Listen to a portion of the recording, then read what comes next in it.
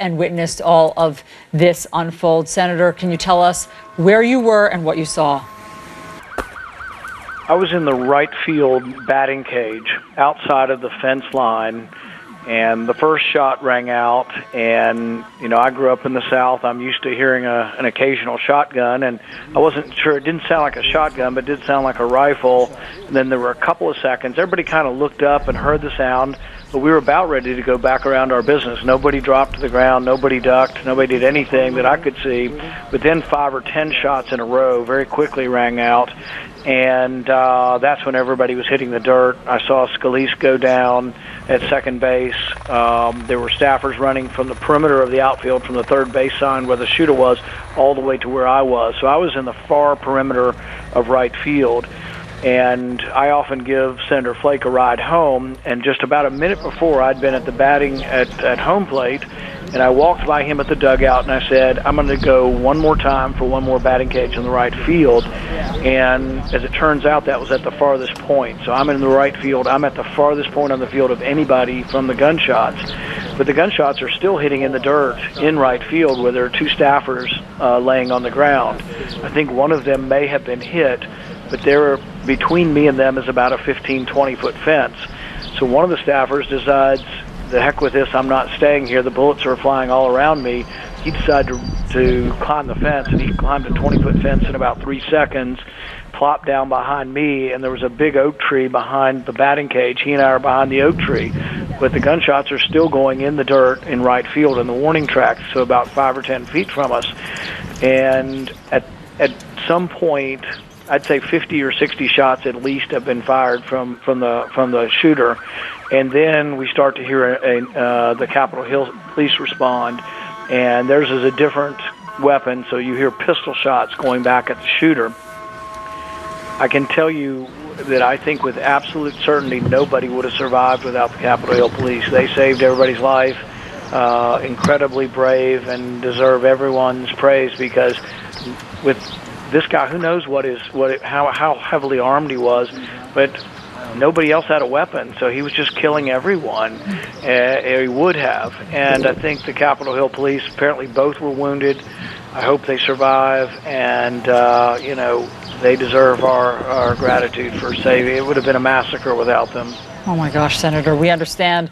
We just heard, I think, Jeff Flake say that he thinks it was that female Capitol Hill police officer who was the one who was airlifted from the middle of the field there when we saw the chopper land. Do you have any sense of how many people were injured?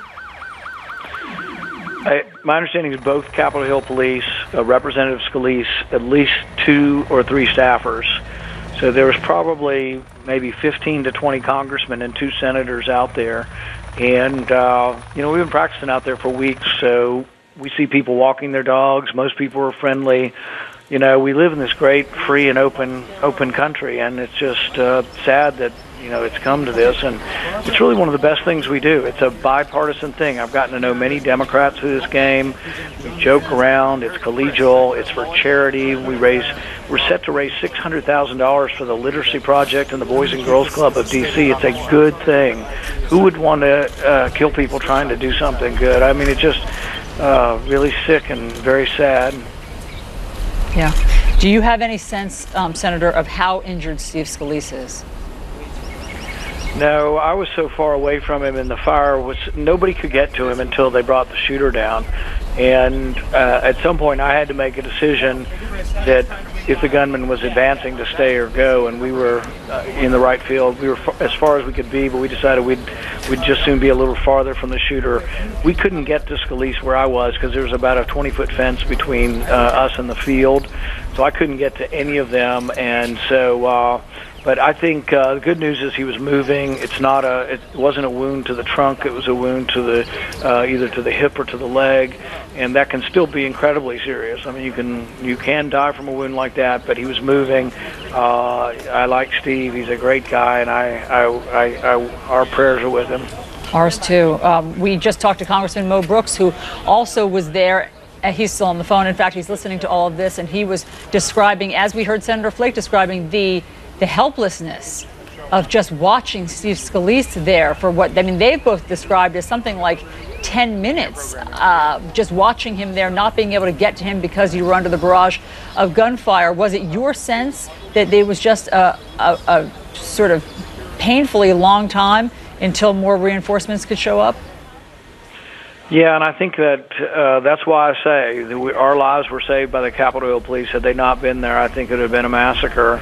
And you are completely helpless. And, you know, having no self-defense and no way to get to somebody, the field was basically a killing field. I mean, if you were to run out there while the shooter was still shooting, he would have shot anybody. He was shooting people as far away as right field. So, I mean, I think that's probably, 75 yards or so, and that's about where we were. I was lucky to be that far away, but he's still shooting people 75 yards away, and there's no stopping. And it appeared as if after a while that he might have been advancing, and had the Capitol Hill Police not been there, he could have walked around the field and just shot everybody. Your only chance would have been to run, and so at some point we decided escape was really the only option, and we did have a route of escape.